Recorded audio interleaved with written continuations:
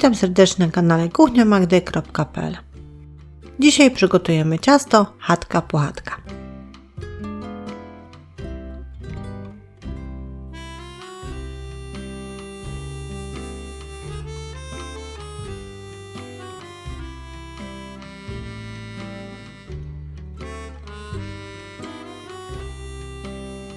Ciasto jest znane od bardzo dawna. Składa się głównie z masy serowej i herbatników.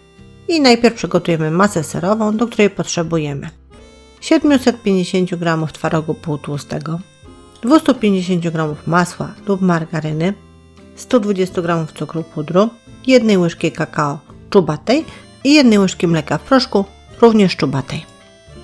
A do ciasta dodatkowo potrzebujemy jeszcze około 36 sztuk herbatników maślanych. Do miski dajemy 750 g twarogu półtłustego i albo 2 razy mielimy go w maszynce do mięsa, albo 2 razy przeciskamy przez praskę do ziemniaków, albo tak jak my, dobrze blendujemy blenderem.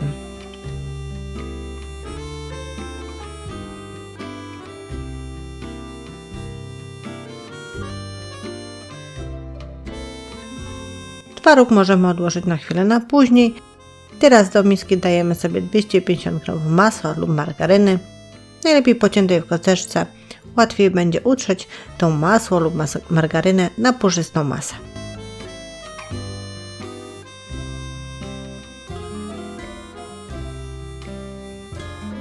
Teraz możemy dodać 120 g cukru pudru i wszystko ze sobą wymieszać.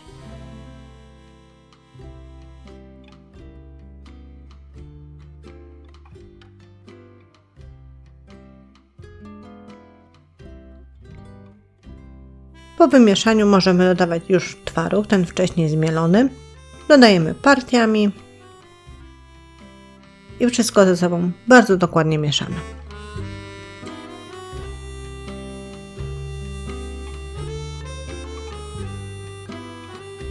Po dodaniu całego twarogu naszą masę serową musimy podzielić na dwie mniej więcej równe części.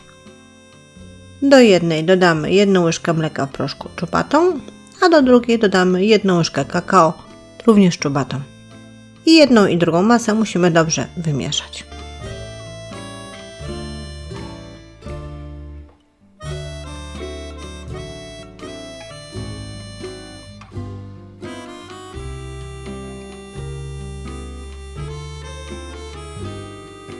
Obie masy, jasna i ciemna, przygotowane, a wobec tego składamy ciasto. Przygotowujemy sobie folię aluminiową, jeżeli ktoś nie ma, może być papier do pieczenia i układamy wzdłuż, tak jak Państwo tu widzą, krótszą częścią do siebie, 3 rzędy herbatników po 6.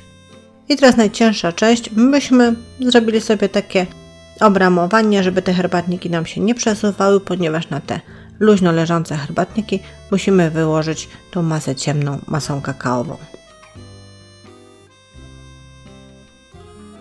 Herbatniki się niestety nam podnoszą, więc to jest cierpliwa i delikatna praca, żeby to wszystko wyłożyć i rozłożyć równomiernie.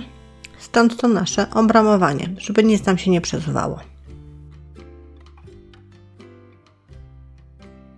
Po wyrównaniu masy ciemnej wykładamy kolejną warstwę herbatników maślanych. U nas to jest 18 na warstwę.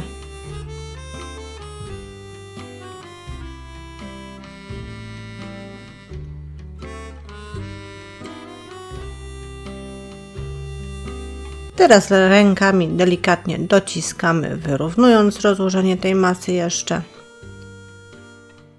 No i wykładamy masę jasną. Tu już będzie łatwiej, herbatniki już się nie przesuwają, nie uciekają.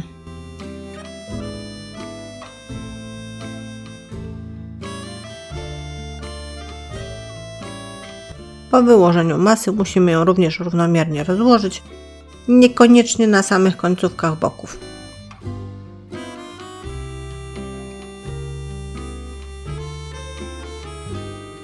Na końcówkach może być mniej, ponieważ teraz zdejmujemy to obramowanie, jeżeli ktoś z Państwa postąpił podobnie jak my. Bierzemy pod jedną część, wkładamy rękę, pod drugą część wkładamy rękę i składamy nasze ciasto w trójkąt. Dlatego mówiłam, że niekoniecznie te końcówki trzeba wypełniać. bo one muszą nam się złożyć.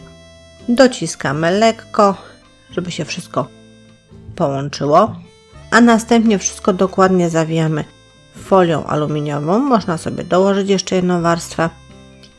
No i wkładamy do lodówki na kilka godzin, żeby masy dobrze stężały, a herbatniki zmiękły.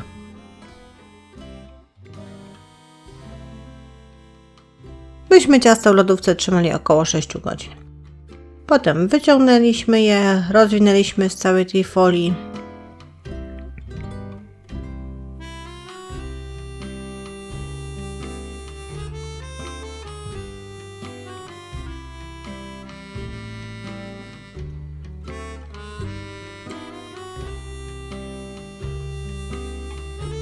I tak wygląda prawie gotowa nasza chatka puchatka, ale musimy zrobić jeszcze polewę czekoladową. I ją przygotujemy z 200 g czekolady mlecznej oraz około 6 łyżek mleka. W kąpieli wodnej, czyli tak jak Państwo tu widzą, jest rondelek, na rondelku stoi miseczka, pod spodem, pod miseczką jest woda, tak żeby się nie stykała. Do tej miseczki dajemy 200 g czekolady mlecznej, dolewamy 6 łyżek mleka, pod spodem, pod rondelkiem włączamy gaz. Gotująca woda ociepla miskę, to się wszystko będzie ogrzewało, a jednocześnie czekolada będzie się roztapiać i łączyć z mlekiem. Taka konsystencja powinna być polewy czekoladowej. Jeżeli jest za gęsta, proszę dodać mleka, jeżeli za rzadka, to proszę dodać czekolady. I taką jeszcze gorącą polewą będziemy oblewać nasze ciasto. Polewając z góry, ta polewa sama będzie tam się rozpływać po bokach, trzeba będzie to tylko wszystko wyrównać.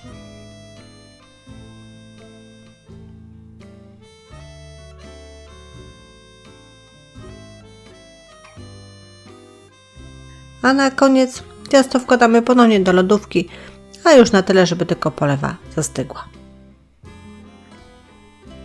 A po tym czasie możemy wyjąć z lodówki. Po przekrojeniu chatka puchatka wygląda w ten sposób. Jest to ciasto znane od bardzo dawna, więc na pewno niejedno z Państwa wspomni swoje dzieciństwo. A ja żegnam się z Państwem, zapraszam na kolejne przepisy i porady na kuchniamagdy.pl.